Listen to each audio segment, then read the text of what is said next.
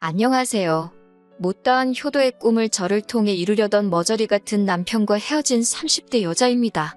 남편과 저는 취업 전 아르바이트를 하다가 만난 사이예요. 프랜차이즈 식당이었는데 또래들이 많다 보니 아르바이트가 끝나면 이따금씩 다 같이 술도 마시고 하면서 서로들 금방 친해졌어요. 특히 남편과 저는 집이 같은 방향이다 보니 남편이 저를 데려다 주는 일이 많았고요. 붙어있는 시간이 많으니 이런저런 대화를 나눌 기회도 많았고 그러면서 서로 조금씩 마음의 문을 열게 되었습니다. 그러다 남편이 먼저 취업을 하면서 아르바이트를 관뒀고 저도 2달 후 원하던 직장에 들어가게 되면서 아르바이트를 그만뒀지요. 이후로는 이따금씩 만나 서로 고민거리도 털어놓고 힘이 되어주면서 호감만 가진 채 좋은 친구로 몇 년을 지냈습니다. 그러다 30이 넘어가던 시기에 자연스레 연인 사이로 발전했고 사귄 지 1년 만에 결혼 이야기까지 나왔네요. 저는 당시 부모님과 함께 살고 있었지만 남편은 자취를 하고 있었어요. 대학교에 들어온 이후로는 줄곧 서울에서 혼자 살았다고 하더라고요. 명절부터 연말까지 특별한 날은 가족과 보내는 게 일상이던 저와 달리 남편은 가족과 왕래도 적었고 명절에 내려간다고 하더라도 밥만 먹고 후딱 올라오기 바빴습니다. 언젠가 한번 제가 가족이 아예 없는 것도 아니고 왜 그렇게 지내냐 물으니 한다는 말이 그냥 귀찮다대요. 어머님 아버님도 남편더러 굳이 내려오라 하지도 않으시고 서로 신경 쓰지 않는다고요. 그때는 그저 저희 집이랑 가풍이 다르구나 단순히 그렇게 생각했어요. 결혼을 준비하면서 당연히 서로의 경제 상황도 알게 되었는데 솔직히 깜짝 놀랐습니다. 남편은 중소기업이긴 했어도 달에 실수령액이 300 가까이 되는 회사에 다니고 있었는데 직장생활 5년 동안 모아둔 돈이 3천만 원밖에 되지 않더라고요. 남편이 말하기를 아르바이트를 하던 시기에는 벌어서 집세랑 생활비 그리고 취업 준비를 위한 이런저런 활동에 전부 다 쏟아부었고 직장에 다니기 시작한 이후에도 집세랑 생활비는 계속해서 나갔기에 돈을 모으기가 어려웠다대요. 남편 말을 듣고 나니 아주 이해가 안 되는 건 아니라서 그러냐 하고 더는 따지지 않았습니다. 둘이 결혼해서 안정적인 가정을 꾸리면 얼마든지 나아질 사정이란 생각도 들었으니까요. 아무튼 그렇게 남편이 모아둔 돈 3천에 시댁으로부터 2천만 원을 추가로 지원받았어요. 형편이 좋지 않은 시댁이라서 2천만 원을 해주신 것만으로도 감사했네요.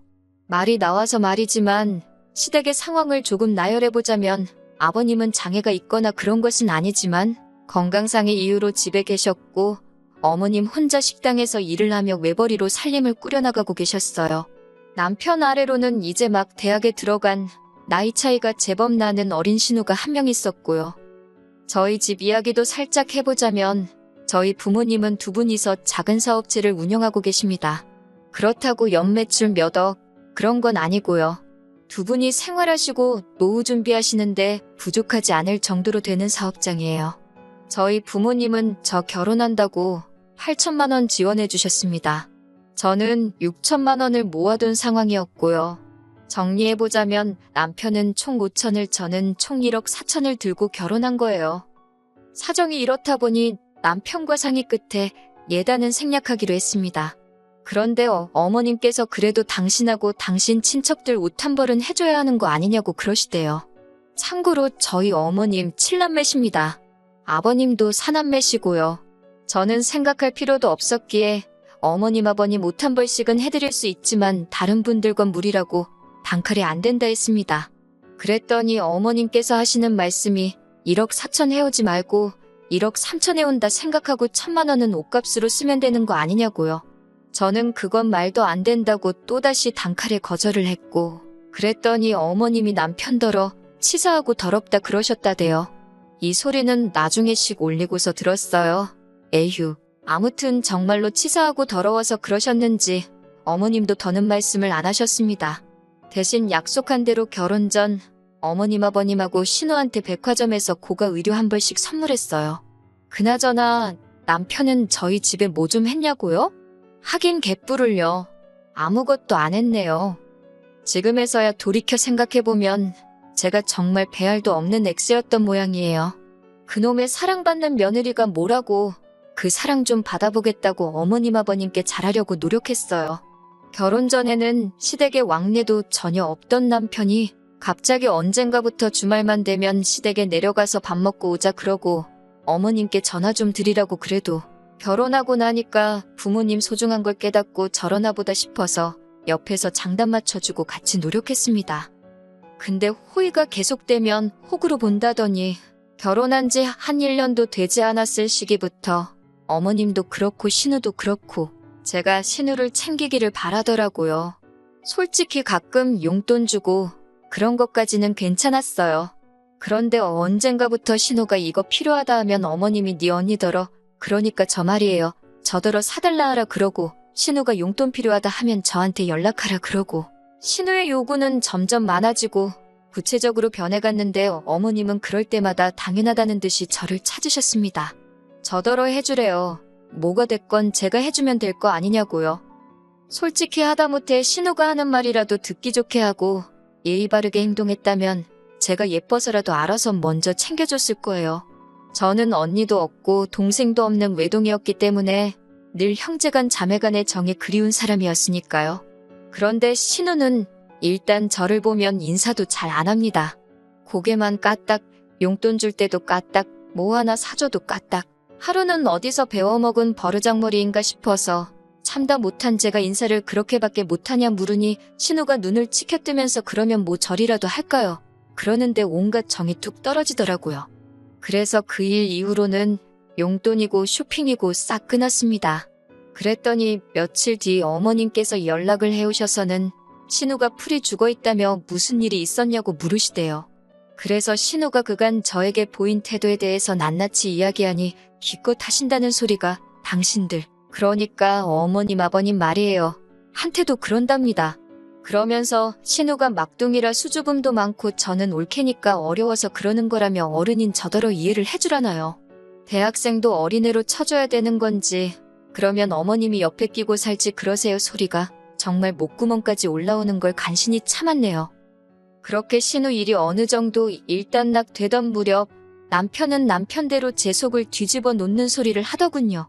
뜬금없이 어머님 아버님께 생활비를 드리고 싶다나요. 제가 드리고 싶으면 드려라 대신 그럼 나도 친정부모님께 생활비 보내드리겠다 했습니다. 그랬더니 남편이 한다는 말이 그러면 자기는 시댁에 50만 원을 할 거니까 저는 30만 원만 하래요. 어이가 없어서 심지어 약간이긴 하지만 제가 실수령액도 더 많은데 제가 왜 그래야 하냐고 그런 법이 어디 있냐 물으니 자기네 집은 어머님 혼자 외벌이지만 저희 집은 장인 장모님 두 분 다 돈을 벌지 않으시냐며 그러니 어려운 집을 더 많이 도와줘야 한다나요? 솔직히 저는 아버님이 진짜 어디가 안 좋아서 일을 안 하신다고 생각하지 않아요. 제가 앞에선 건강상의 이유라고 했지만 사실 막상 병원에 모시고 가면 의사들이 하나같이 신체에는 아무 이상이 없다 합니다. 그런데도 아버님은 다 돌팔이들이라며 당신은 여기도 저기도 안 아픈 데가 없다고 어찌나 앓는 소리를 하시는지 그래도 약주 드시고 담배 피시고 당신 하고 싶은 건 다 하세요. 그런데 무슨 그런 아버님이 돈을 안 버시니 더 어려운 집이라고요? 말 같지도 않은 소리였지요. 이 일로 남편과 저 정말 대판 싸웠습니다. 남편은 아버님의 건강을 의심하는 제가 괘씸하다며 야단이었고 저는 저대로 내가 호구로 보이냐고 악을 썼거든요. 그래도 제가 워낙 단호하고 완강히 나갔던 덕에 결국 생활비를 드리잔 말은 없던 걸로 되었습니다. 하지만 그러면 뭐 하나요? 그 일이 있고 얼마 지나지 않아 남편이 생활비를 드리자는 개소리를 했던 이유를 알게 되었습니다. 하루는 어머님께서 연락도 없이 저희 집에 오셨는데 저를 붙들어 앉혀놓고 하시는 말씀이 저희 결혼할 때 주신 돈을 돌려달랍니다. 어이가 없어서 그게 무슨 말씀이시냐 하니까 2천만 원 그거 신용대출 받아서 주신 거였대요. 그런데 이제 갚아야 되는데 외벌이에다가 신우까지 돈을 써대니 어떻게 감당이 안 되신다면서 저더러 그 대출을 갚아주던가 아니면 생활비를 보태주던가 하라나요? 그 일로 남편하고 또 대판 싸웠습니다. 남편은 신용대출인지 몰랐다면서 저더러 그냥 돌려드리자는데 돌려드릴 돈도 없었고 솔직히 억울하더라고요. 그래서 생활비를 드리던지 말던지 알아서 하라고 대신 월급엔 손 떼지 말고 당신이 투잡을 뛰던 쓰리잡을 뛰던 따로 벌어서 드리라 했습니다. 남편은 저더러 너무한다. 서운하다 했지만 저는 들은 채도 안 했어요. 그런데 어이없는 건 남편이 그렇게 배달 일을 시작하고 얼마 지나지 않았을 무렵 어머님이 생활비 보내지 말랍니다. 당신 아들 배달까지 뛰어가면서 버는 돈이면 받기 싫다면서. 그러면서 하시는 말씀이 근데 저는 얼마 버냐고 그래요. 저희 둘이 맞벌인데 부부끼린데 제가 잘 벌면 제가 좀 주면 안 되는 거냐고. 사실 시누일로 대판 싸우고 나서는 최소 금액의 생활비를 제외하곤 월급은 서로 각자 관리하기 시작했거든요. 한마디로 어머님은 그 신용대출인지 뭔지 받으신 2천을 제 주머니에서 꺼내가고 싶으셨던 모양이 돼요. 아무튼 제 대답은 안 됩니다였어요. 어머님이 보태주셨다는 그 2천만 원, 이 집 얻는 데다 썼는데 어머님 아들인 남편이 그 2천만 원 이상 누리고 살고 있으니 받으셔야 되면 그쪽에다 이야기하시라고요. 그리고 얼마 후 남편과 제가 끝끝내 이혼하게 된 결정적인 사건이 있었습니다. 저희 친정아버지 생신이 다가오고 있었기에 이틀 전부터 남편에게 전화 한 통은 드리라고 꼭 드리라고 신신당부를 했어요. 정말이지 부탁을 했네요. 저는 참고로 어머님 아버님 생신 때 전부 다 시댁에 내려가서 생일상 차려드리고 용돈도 드렸습니다. 하지만 남편한테 저랑 똑같이 하라고 그런 건 바라지도 않았고 전화만 한 통 드리라고 했어요. 사실 친정 부모님께선 아직도 저희 남편을 많이 어려워하시거든요. 자주 보지도 않지. 그렇다고 뭐 연락을 자주 하는 것도 아니지. 그래서 제가 정말 부탁을 했습니다. 그런데 이 인간이 끝끝내 안 하더라고요. 그러면서 한다는 말이 어차피 주말에 처갓집에 간다 하지 않았냐. 그때 하면 되지 저더러 유난이라나요? 그런데 그날따라 왜 그렇게 그 말이 서럽게 들리던지. 어머님 아버님은 생일은 당일에 챙겨야 한다며 다음날 출근해야 하는 저를 퇴근하자마자 오라해서 음식 차리게 하고 얼마나 힘들게 하셨는데 저희 친정은 사위 힘들다고 그나마도 주말에 오라고 힘들면 다음에 와도 된다고 하셨거든요. 순간 이뿐만이 아니라 별의별 게 다 기억이 나고 비교가 되면서 막 끓어오르는 분노를 참을 수가 없었습니다. 그래서 남편더러 너는 손가락이 부러졌냐고 그깟 전화 한 통 드리는 게 그렇게 일이라서 사람을 서운하게 하냐고 소리를 질렀습니다. 그랬더니 한다는 말이 자긴 못한대요. 그냥 무조건 못한답니다. 열받아서 나가라고 했더니 지도 씩씩거리면서 나가대요. 그리고 한 몇 시간이나 흘러서 남편이 집에 들어왔어요. 저야 당연히 열받았으니 아는 척도 안 했지요. 그런데 자기가 뭘 잘했다고 남편도 저를 아는 척도 안 하더라고요. 그렇게 농담이 아니라 열흘 가까이를 서로 말 한마디 안 하고 지냈습니다. 처음 이틀은 어이도 없고 화도 나고 서운도 하고 별 감정이 다 들었는데 그것도 날짜가 길어지니까 오히려 편하더라고요. 돌이켜 생각해보니 이미 결혼 생활에 회의감을 느끼고 있었던 것 같아요. 그런 와중에 어머님께서 서울 사는 이모님 보러 왔다가 들렸다며 저희 집에 오셨습니다. 하지만 눈치가 보아하니 이미 남편과 제 사이에 있었던 일을 알고 계신 것 같더라고요. 저더러 이야기 좀 하자 하시더니 기껏 하신다는 소리가 장인장모한테 잘하고 말고 그런 건 제가 강요를 하면 안 된답니다. 평생 남남으로 살았는데 얼마나 불편하겠냐면서 잘해라 어째라 그런 거 강요하는 게 아니래요. 그리고 남자는 원래 누가 뭐 하라고 시키면 더 엇나가게 되어 있다면서 시간을 주라 하시질 않나? 남자는 원래 어르고 달래야 하는 존재니까 잘한다 잘한다 칭찬해주고 항상 고맙다 하면 자기가 알아서 더 잘하려 들거라질 않나? 듣는데 어찌나 황당하던지 저도 모르게 어머님 떨어 제가 지금 남편하고 살지 애 키우는 거 아니지 않냐고 물었습니다. 성인 2명이 사는데 누가 누굴 어르고 달래느냐고요. 그러면서 어머님 말씀대로면 저도 어머님 아버님은 물론이고 신우도 너무 불편하다고 그랬어요. 저한테 잘하기를 늘 강요하시던 분이 어머님 아니시냐고. 그런데 어머님이 그런 말씀을 하시니까 황당하다고도 했지요. 그랬더니 어머님이 저더러 무슨 말을 그렇게 하냐면서 결국 어머님이 계신 자리에서 남편더러 친정아버지한테 생신 축하드린다고 전화 한 통 해달라는 게 내가 어머님한테 이런 소리까지 들을 이야기냐고 따졌습니다. 부부 사이에 서운한 일이 있었으면 나랑 풀어야지. 그걸 어머님께 쪼르르 이야기하느냐고 쪼다 같은 자식이라고도 했네요. 그러면서 남편더러 네가 나한테 해준 게 뭐가 있냐고 따지다가 그냥 나가라고 했습니다.